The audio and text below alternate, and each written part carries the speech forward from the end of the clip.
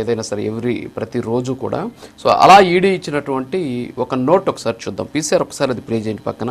ఇది వివేకానంద రెడ్డి గారి హత్య కేసుకు సంబంధించి ఇచ్చినటువంటి ఇది ఆగస్టు 21, 2026 కడపలో ఉన్నటువంటి 7 ప్రాంతాల్లో కీలక నిందితుల నివాసాలపైన ఈడీ సోదాలు నిర్వహించినటువంటి పరిస్థితి. మార్చి 15, 2019 జరిగినటువంటి వైఎస్ వివేకానంద రెడ్డి హత్యకు సంబంధించి హైకోర్టు ఆదేశాలతో సిబిఐ దర్యాప్తు చేసి 3 ఛార్జ్షీట్లు దాఖలు చేసింది. ఇందులో మొత్తం 40 కోట్లు ఇస్తామని చెప్పేసి ఒక డీల్ జరిగింది, సుపారీ ఇచ్చారు. సో ఇందులో 5 కోట్లు ఇస్తామని ఆఫర్ చేస్తే దస్తగిరికి వై సునీల్ యాదవ్ ద్వారా ₹1 కోటి అడ్వాన్స్గా అందింది. అందులో దస్తగిరి తన స్నేహితుడు సయ్యద్ మున్నాకు 75 లక్షలు ఇచ్చాడు. దీంట్లో ₹46,70,000 నగదుని సిబిఐ గతంలోనే సీజ్ చేసిందని చెబుతూనే హత్య కోసం చేతులు మారిన ఈ డబ్బు ఆధారంగా ఈడీ మనీ లాండరింగ్ కేసు నమోదు చేసింది.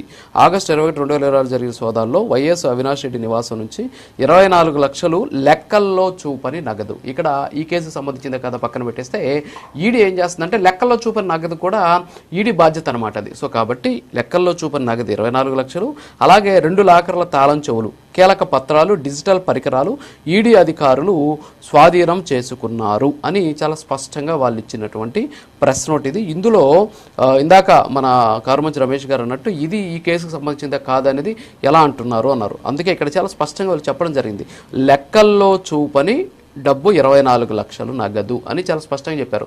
ఇది ఈ కేసుకు సంబంధించినటువంటి నగదు అని ఎక్కడ కూడా ఈడీ కూడా చెప్పనటువంటి పరిస్థితి. సరే, ఓవరాల్గా చూస్తే వీరితో వాళ్ళని ఇబ్బంది పెట్టడానికి చేస్తున్నటువంటి కుట్ర అంటున్నారు. ఏమంటారు రాజు గారు? ముందుగా మీకు, ప్యానల్లో ఉన్నటువంటి సభ్యులకు, అదేవిధంగా ప్రైమ్ 9 వీక్షకులందరూ కూడా గుడ్ మార్నింగ్. ఈరోజు ఆంధ్రప్రదేశ్ రాష్ట్రంలో ఏదైతే ఈడీ దాడులు అంటే సెంట్రల్ గవర్నమెంట్కి సంబంధించినటువంటి సంస్థలు ఏవైతే ఉన్నాయో, ఈడీకి సంబంధించిన దాడులు ఏవైతే జరుగుతున్నాయో వాటిని వైఎస్ఆర్ కాంగ్రెస్ పార్టీ వాళ్ళు ఇన్ని రోజులు వాళ్ళు ఏదైతే కోరుకున్నారో, అంటే మనం కొన్ని రోజుల నుంచి డిబేట్లు చేస్తా ఉన్నాం, మాకు సిబిఐ కావాలి లేకపోతే ఈడీ కావాలని చెప్పేసి ఏదైతే వాళ్ళు కోరుకున్నారో వాళ్ళ కోరిక ప్రకారంగా వాళ్ళ కోరిక ఈరోజు ఆఫీసర్లు విన్నట్టున్నారు.